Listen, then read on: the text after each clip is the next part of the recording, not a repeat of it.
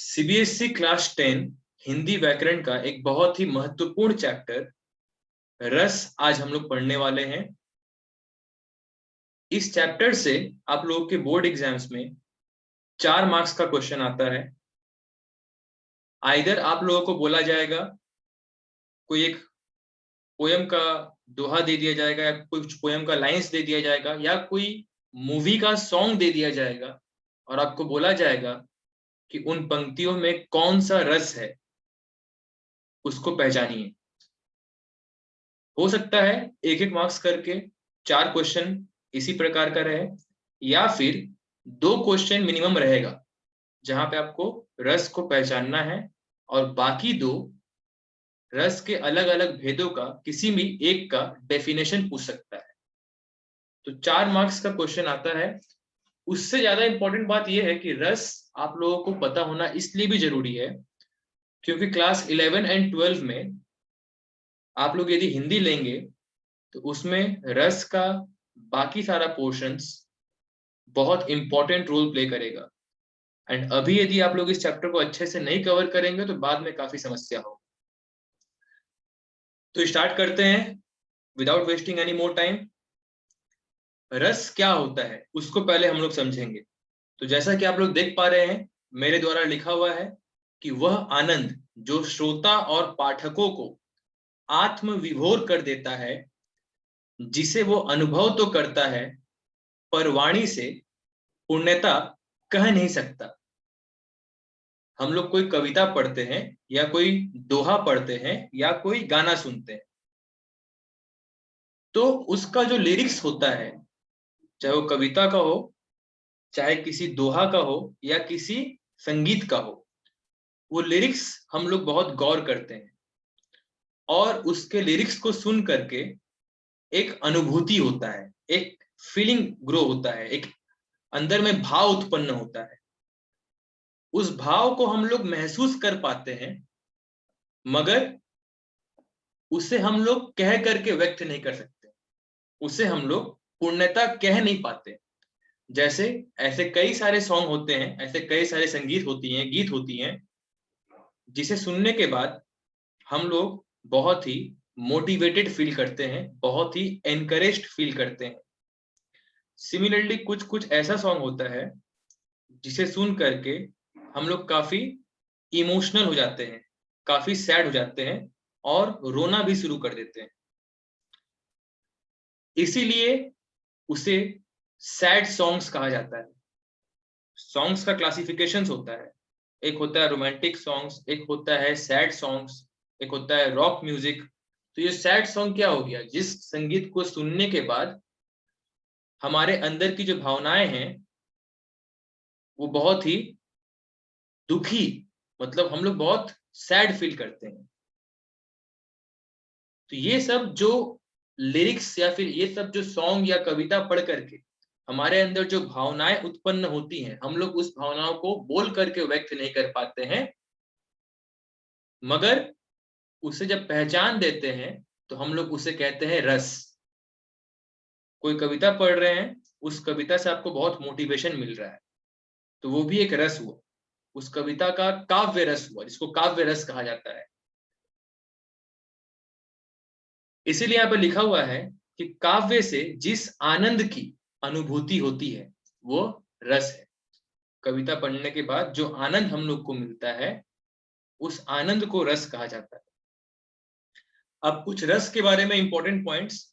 रस का सर्वप्रथम विवेचन भरत मुनि कृत नाट्य शास्त्र में प्राप्त होता है। भरत मुनि जी ने सबसे पहले रस के बारे में जिक्र किया था नाट्य शास्त्र में। रस के स्वरूप और उसके व्यक्त होने की प्रक्रिया का वर्णन करते हुए भरत मुनि ने लिखा है, विभाव, अनुभाव, वैभाचारी, संयोगवाद, संयोगवाद बोल रहे, संयोगात, रस, निष्पत्ति। अब देखिए यहाँ पे जो आप अलग अलग शब्द देख रहे हैं, जहाँ पे लिखा हुआ विभाव, अनुभव, वैभिचारी, संयोगात, रस, निष्पत्ति, अब ये सब क्या है? ये सब हम लोग जब आगे पढ़ेंगे तब समझ में आएगा। कहने का अर्थ हो गया कि कविता पढ़ते वक्त यदि आपको इन सारे ही भावों को देखने को मिलता है या इनमें से कोई भी भाव आपको देखने को मिल रहा है तो वह रस कहलाएगा। अब ये सब भाव क्या है ये हम लोग आगे पढ़ने वाले। नेक्स्ट पॉइंट देखिएगा, लिखा हुआ है कि अर्थात विभाग, अनुभाग और व्यभिचारी के सहयोग से रस की उत्पादित होती है। मतलब इन सब के मिश्रण से ही किसी काव्य के लिए हम लोग बोल सकते हैं कि वो काव्य किस रस का है।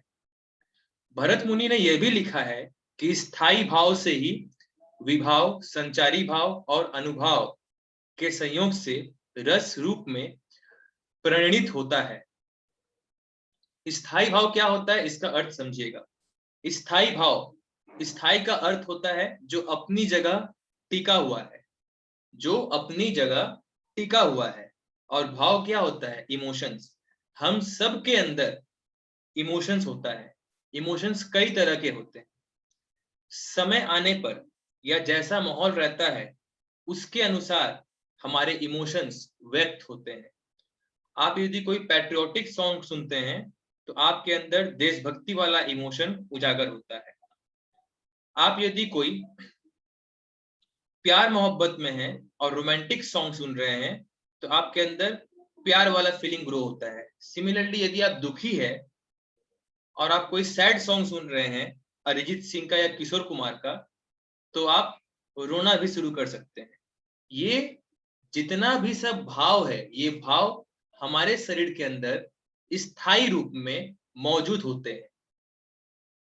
समय के साथ या माहौल के अनुसार यही भाव उजागर होते हैं। तो स्थायी भाव क्या होगा आप लोग को समझ में आ गया। स्थायी भाव के बारे में हालांकि हम लोग आगे भी अभी और पढ़ेंगे। अब देखिएगा यहाँ पे मेंशन किया हुआ है कि रस को हम लोग दो अलग अलग तरीके से क्लासिफाई कर सकते हैं। एक हो गया रस के अंग, दूसरा हो गया रस के भेद। रस का क्लासिफिकेशन दो अलग अलग तरीके से किया जा सकता है। एक हो गया रस के अंग, दूसरा हो गया रस के भेद। अंग मतलब क्या हो गया? रस का कितना कॉन्स्टिट्यूएंट्स है, एंड भेद मतलब हो गया उसका कितना पार्ट्स। तो यहाँ पे देखिएगा लिखा हुआ है कि उपयुक्त विवरण के आधार पर हम कह सकते हैं कि रस के 4 अंग होते हैं। बच्चों इस बात का ध्यान रखिएगा, आप लोग गलती कर देते हैं। स्थायी भाव, विभाव, अनुभाव और संचारी भाव को आप लोग कई बार रस के भेद में लिख देते हैं। ये रस के भेद में नहीं है, ये रस के अंग होते हैं। स्थायी भाव, विभाव, अनुभाव और संचारी भाव। अब इसमें से सबसे पहला जो पार्ट है वो हम लोग पढ़ेंगे, दैट इज स्थायी भाव। क्या होता है स्थायी भाव? देख पा रहे होंगे आप लोग, लिखा हुआ है कि स्थायी भाव का अर्थ हुआ ऐसे भाव जो हृदय में संस्कार रूप में स्थित होते हैं। संस्कार रूप में स्थित होते हैं का क्या अर्थ हुआ? जैसे आप अपने घर में हैं, कोई घर में बड़े आ गए, कोई बुजुर्ग आ गए, तो आप जा करके उन्हें प्रणाम करते हैं या उनका पांव छूते हैं। ये संस्कार है जो आपके अंदर मौजूद है। मगर क्या घर में किसी के भी आने पर आप उठ करके उनका पांव छूने जाते हैं? नहीं। किसी बड़े या बुजुर्ग के आने पर आप उठ करके जाते हैं, उनका पांव छूते हैं, उनसे आशीर्वाद लेते हैं। तो ये एक प्रकार का संस्कार हुआ जो हम सब के अंदर मौजूद रहता है। और जैसा कि मैंने पहले कहा कि माहौल के अनुसार ये अंदर की सारी स्थायी भाव उजागर होकर के सामने आती है। इसीलिए ऐसा लिखा गया है कि ऐसे भाव जो हृदय में संस्कार रूप में स्थित होते हैं, जो चिरकाल तक, चिरकाल मतलब होता है हमेशा, बहुत समय तक रहने वाले, अर्थात स्थिर और प्रबल होते हैं। हम लोग कई बार बहुत हार्ड होने का या फिर बहुत स्ट्रांग होने का प्रिटेंड करते हैं कि हम लोग बहुत स्ट्रांग है, बहुत हार्ड है, हम लोगों के ऊपर किसी चीज का फर्क नहीं पड़ता है। मगर हर वो इंसान जो ऐसा कहता है कि वो बहुत स्ट्रांग है, बहुत हार्ड है, वो लोग भी अक्सर रोते हुए पाए जाते हैं। क्योंकि ये जो इमोशन है, ये इमोशन ऐसा कोई इंसान नहीं है जो उससे वंचित है। हम लोगों को लगता है कोई इंसान यदि बहुत स्ट्रांग है तो मतलब उसके अंदर कोई इमोशंस नहीं है। नहीं, ऐसा बात नहीं है। इमोशन सबके अंदर होता है। वो अलग बात है कि अपने इमोशंस पर कंट्रोल किसका कितना होता है। बहुत लोग होते हैं, आप लोग अलग अलग तरीके का व्यक्तित्व देखते होंगे। बहुत लोग होते हैं जो छोटे छोटे बातों पर रो देते हैं, मूवी देखते हैं, सीरियल देखते हैं, कुछ भी ऐसा पार्ट होता है रोना शुरू कर देते हैं। उनका अपने इमोशंस पे कंट्रोल नहीं होता है। कुछ लोग होते हैं जो कठोर से कठोर परिस्थिति में भी रोते नहीं हैं। ये लोग ऐसे ही होते हैं, ये लोग मुस्कुराते ही बहुत कम है, एक्सप्रेशन लेस चेहरा लेकर के हमेशा मौजूद रहते हैं। मगर इसका अर्थ ये नहीं हुआ कि इनके अंदर कोई भाव नहीं है। तो देखिए, फिर से पढ़ता हूं मैं डेफिनेशन। ऐसे भाव जो हृदय में संस्कार रूप में स्थित होते हैं, जो चिरकाल तक रहने वाले अर्थात स्थिर और प्रबल होते हैं, तथा अवसर पाते ही जागृत हो जाते हैं। अवसर का यहाँ पे क्या अर्थ हो गया? मौका पाते ही ये जागृत हो जाते हैं। इसका एक अच्छा सा उदाहरण देंगे तब समझ में आएगा। सपोज कोई प्रेमी और प्रेमिका का बिछड़न हो गया, मतलब उन लोग अलग हो गए। अब दोनों अपने अपने घर में हैं, दोनों ऐसा प्रिटेंड कर रहे हैं कि उनके ऊपर कोई असर नहीं पड़ रहा है। फिर अचानक से टीवी में कोई सैड सॉन्ग चालू हो गया, एज इफ कि लड़का लोग बहुत जल्दी रो देता है। ये जो गाना सुन लेता है, सच कह रहा है दीवाना, दिल ना किसी से लगाना, झूठे हैं प्यार के वादे सारे। उसके बाद देखिए, इनके अंदर का सारा स्थायी भाव सामने उजागर हो जाता है। उसी तरह लड़कियों के संग होता है कि ये लोग जब किसी के संग प्रेम में पड़ती हैं, तो स्टार्टिंग में यदि ये लोग के सामने गाना चालू कर दिया जाए, आज मैं ऊपर आसमान नीचे, आज मैं आगे जमाना है पीछे, तब देखिए इन लोगों की खुशी, ये लोग भी उस खुशी में, उस आनंद में पूरी तरह सम्मिलित हो जाती। ये सब जितना सब एक्टिविटीज हो रहा है, ये सब एक इमोशंस के ऊपर डिपेंडेंट रहता है। और इसी को जब किसी काव्य का रूप दे दिया जाता है या किसी कविता का रूप दे दिया जाता है, तो उसको स्टडी करने वाले लोग बोलते हैं कि उस कविता में कौन सा रस मौजूद है। अब देखेंगे आगे लिखा हुआ है, 11 रसों के 11 स्थायी भाव होते हैं। मतलब 11 रस है और इन 11 रसों में 11 स्थायी भाव पाए जाते हैं। जैसा कि मैंने आप लोगों को कहा कि आप लोगों का 4 मार्क्स का क्वेश्चन पूछा जाता है और 2 नंबर का कोई एक डेफिनेशन भी पूछ सकता है। कई बार ऐसा भी होता है कि डेफिनेशन ना पूछ करके वो लोग पूछ लेता है कि हास्य रस का स्थायी भाव क्या है, श्रृंगार रस का स्थायी भाव क्या है। तो आप लोग नीचे मेरे नोट्स में बना हुआ एक चार्ट देख पा रहे होंगे, जिसमें हर एक रस के बगल में स्थायी भाव मेंशन किया हुआ है। वो स्थायी भाव आप लोग समझेंगे तो जरूर, मगर आप लोगों को याद भी रखना होगा, क्योंकि एग्जाम में इसके ऊपर क्वेश्चन पूछा जाता है। तो स्टार्ट करते हैं। अब आप लोग नीचे की तरफ देखिएगा, यहाँ पे मैं जिक्र किया हूं 11 रस के बारे में। तो शुरुआत करते हैं श्रृंगार रस से। पहले हम लोग पढ़ लेते हैं कि 11 रस कौन कौन से हैं। पहला हो गया श्रृंगार रस, दूसरा हो गया हास्य रस, तीसरा हो गया करुण रस, चौथा हो गया वीर रस, पांचवा हो गया रौद्र रस, छठा हो गया भयानक रस, उसके बाद सातवां हो गया अद्भुत रस, आठवां हो गया शांत रस, नौवां हो गया वात्सल्य रस, 10वां हो गया भक्ति रस और 11वां हो गया विभत्स रस। तो यह 11 अलग अलग किस्म के रस होते हैं किसी भी काव्य में। तो एक एक करके पढ़ते हैं। पहला हम लोग पढ़ेंगे कि श्रृंगार रस क्या है। श्रृंगार, जैसा कि आप लोग नाम से ही जान पा रहे होंगे, श्रृंगार रस में स्थायी भाव क्या होता है? रति। श्रृंगार रस का स्थायी भाव होता है रति। ये आप लोग को याद रखना है, एग्जाम में पूछा जा सकता है। अब आप लोग के दिमाग में एक प्रश्न आएगा कि रति क्या होता है। क्या आप लोग में से किसी को पता है रति क्या है? यदि पता है तो हाथ उठाइएगा। रति क्या है, कौन है? आप लोग में से किसी को पता है? काशवी अग्रवाल, आपने हाथ उठाया है जी, आंसर करिए आप।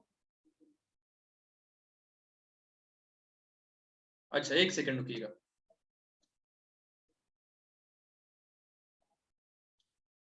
हाँ काशवी, आंसर करिए आप।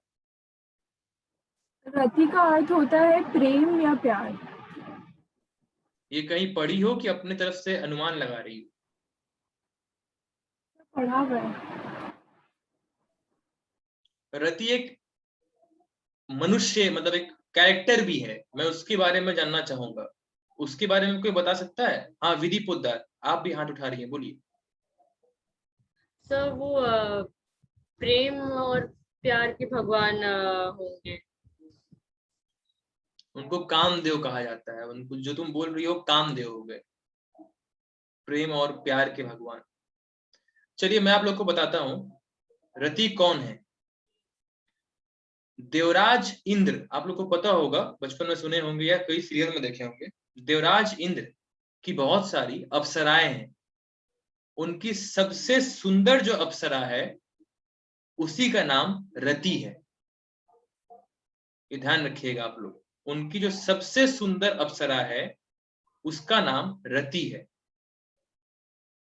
तो श्रृंगार रस में स्थाई भाव रति है, और रति का अर्थ हो गया स्त्री और पुरुष का प्रेम। ऐसे प्रेम तो हर रिश्ता में होता है, मगर स्त्री और पुरुष के बीच का जो प्रेम होता है, समझते हैं ना आप लोग, हम जो प्रेम का बात कर रहे हैं वही प्रेम का बात किया जा रहा है। जो आप लोग समझ रहे हैं वही प्रेम का बात किया जा रहा है। तो यदि किसी काव्य से या किसी कविता से इस प्रकार का भाव उत्पन्न होता है, स्त्री और पुरुष के बीच का प्रेम पता चलता है, तो वह श्रृंगार रस होने का प्रमाण देता है। जैसे कि पुराना समय का एक गाना है, ये दिल तुम बिन कहीं लगता नहीं, हम क्या कहे, तुम ही कह दो ए जाने वफा, हम क्या करें। धर्मेंद्र और आशा पारेख। ऐसे कई सारे संगीत है जो स्त्री और पुरुष के बीच का प्रेम को दर्शाती या दर्शाते हैं। तो यदि पूछा जाए उस गीत का लाइन दे करके कि इसमें कौन सा रस है, क्योंकि गीत क्या होता है, गीत भी एक काव्य होता है। आप लोग ये मत समझिएगा कि मैं यहाँ पे संगीत का नाम क्यों ले रहा हूं, मैं किस लिए यहाँ पे गीत का लिरिक्स बोल रहा हूं। गीत क्या होता है, काव्य को जब सुर दे दिया जाता है, काव्य को जब सुर और ताल दे दिया जाता है तो वही तो गीत बनता है। हर गीत का एक लिरिक्स होता है। आजकल के गीतों का कोई लिरिक्स नहीं है। वो आंटी पुलिस बुला लेंगे, अंकल पकड़े जाएंगे, उन सब गानों का कोई लिरिक्स का मतलब नहीं निकल रहा है। मगर अभी भी कुछ ऐसे गीत हैं जिनके लिरिक्स निकलते हैं, लिरिक्स का मीनिंग होता है, उसमें रस छुपा हुआ होता है। तो श्रृंगार रस में स्त्री और पुरुष का प्रेम हम लोगों को देखने मिलता है या सुनने मिलता है। अब श्रृंगार रस दो प्रकार के होते हैं, एक संयोग रस और एक वियोग रस। संयोग रस मतलब हो गया स्त्री और पुरुष का मिलन। स्त्री और पुरुष का जब मिलन हो रहा हो तो वो श्रृंगार रस का कौन सा अंग हुआ, वो श्रृंगार रस का संयोग रस हुआ। वही यदि पता चल रहा है कि स्त्री और पुरुष अलग हो रहे हैं, अलग हो रहे हैं, तो वो कौन सा रस में आता है, वियोग रस। वियोग मतलब ही क्या होता है, अलग होना। वियोग रस के अंदर में काउंट किया जाता है। ये आप लोगों को बता दिया गया है। आप लोगों से ऐसे नहीं पूछा जाएगा कि वो संयोग रस है या वियोग रस है, मगर आप लोगों को पता रहना जरूरी है, इसलिए मैं यहाँ पे स्पष्ट कर दिया।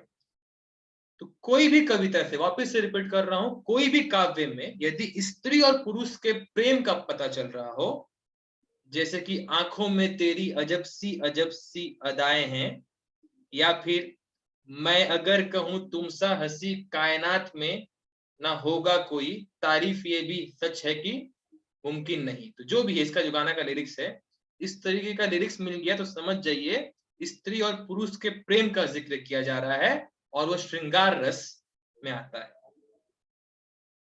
अब नेक्स्ट देखेंगे हास्य रस। कई बार होता है कि कोई कविता पढ़ करके या कोई बात सुन करके हम लोग हंसने लगते हैं। अब हंसने का अलग अलग लोगों का अलग अलग तरीका होता है। कुछ लोग हंसते हैं तो खाली उनका गाल हिलता है, कुछ लोग हंसते हैं तो पूरा शरीर हिलता है, और नेताजी का चश्मा की तरह यदि बात करें पान वाला का तो पूरा उनका तोंद फोंद सब थिरकने लगता है। अर्थात अब हंसने का भी बहुत सारा तरीका होता है।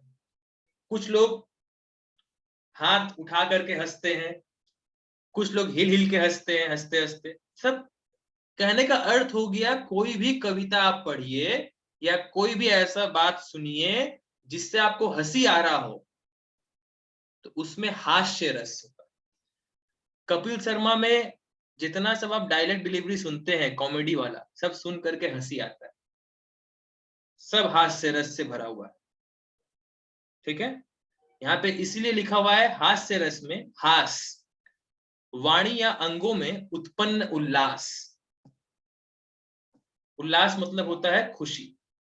अब होता है नेक्स्ट आता है करुण रस। करुण का अर्थ होता है दुख, शोक।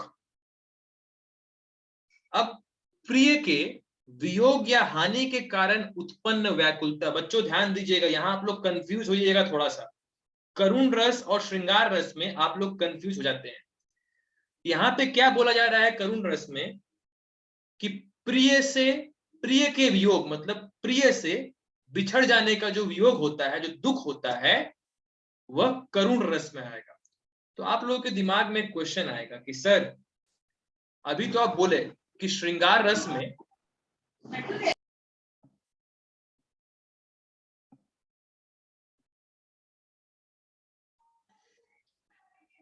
श्रृंगार रस में भी हम लोग पढ़े थे कि प्रिय और प्रियतम का मतलब स्त्री और पुरुष का अलग होना श्रृंगार रस में आता है। कौन सा रस में आता है? वियोग रस में आता है। मगर ध्यान दीजिए उसमें वो लोग अलग हो रहे हैं।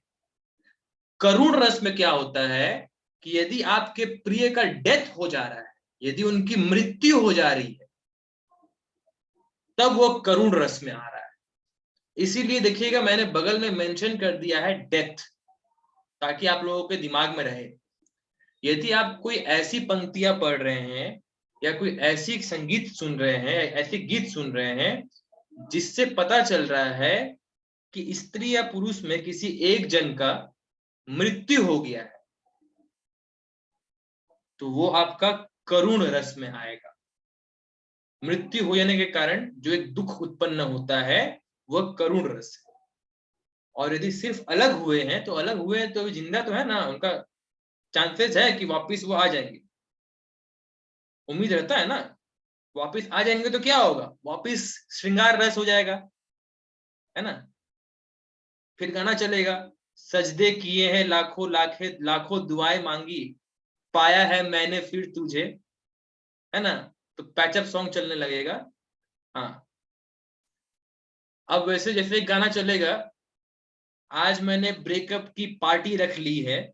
और तो ये गाना सुनेंगे आप लोग तो लगेगा कि जो गा रहा है बहुत खुश है, मगर यही गाना को यदि सैड तरीका से गाया जाए और ऐसा कुछ प्रिटेंड किया जाए कि हाँ बहुत दुखी है, तो वो श्रृंगार रस में ही आएगा मगर वियोग रस में। अब किसी गाना से पता चल रहा है कि उनके पार्टनर का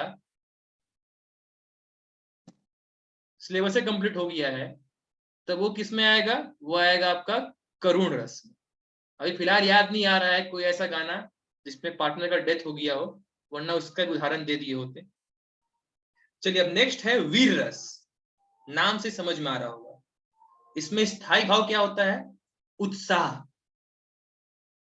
आप कोई ऐसा वीरता का काम करते हैं तो आपके अंदर एक फीलिंग आता है, आप किसी को दया, आप किसी के लिए दया दिखाए, आप किसी के लिए दान किए, या आपका कोई वीरता यदि प्रकट हो रहा है, यदि इन सब चीजों का पता चल रहा हो तो वो किस रस में आएगा, वो वीर रस में आएगा।